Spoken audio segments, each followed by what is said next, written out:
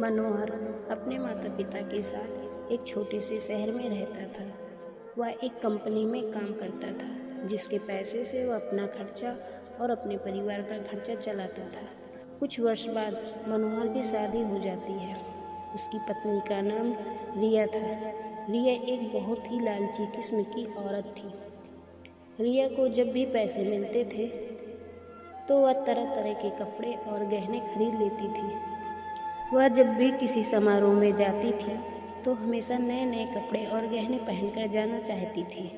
जब उसके पास नए कपड़े और गहने नहीं रहते थे तब वह अपने पति मनोहर से जिद करके खरीदवा लेती थी।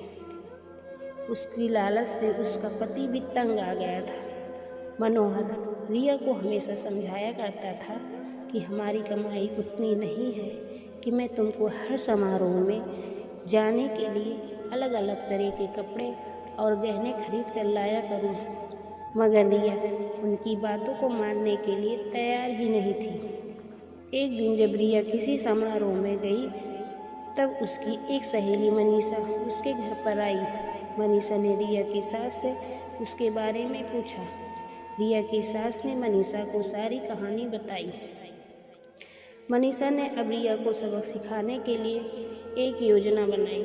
वह रिया के घर से सारा राशन लेकर चली गई और राशन के डिब्बे में अपने गहने और नए कपड़े लाकर भर दिए।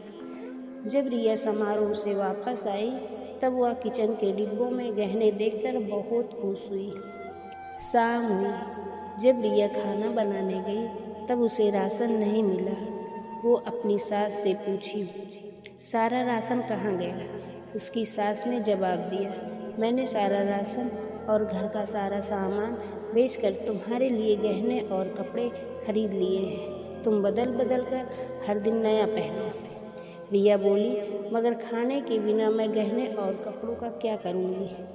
तभी उसकी सहेली मनीषा आई और उसने रिया को सब कुछ बताया कि यह तुमको सबक सिखाने के लिए किया गया था। अब रिया को समझ में आ गया, जीवन जीने के लिए सबसे ज़्यादा ज़रूरी भोजन होता है, ना कि बदल बदल के गहने और कपड़े पहनना।